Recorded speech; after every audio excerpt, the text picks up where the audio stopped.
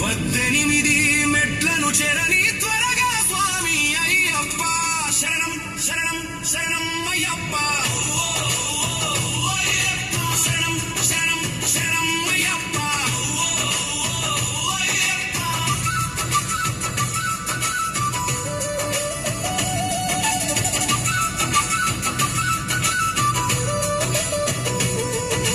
నియమాలు నిష్టగా పాటించి నల్లని వస్త్రం చాటున దాగిన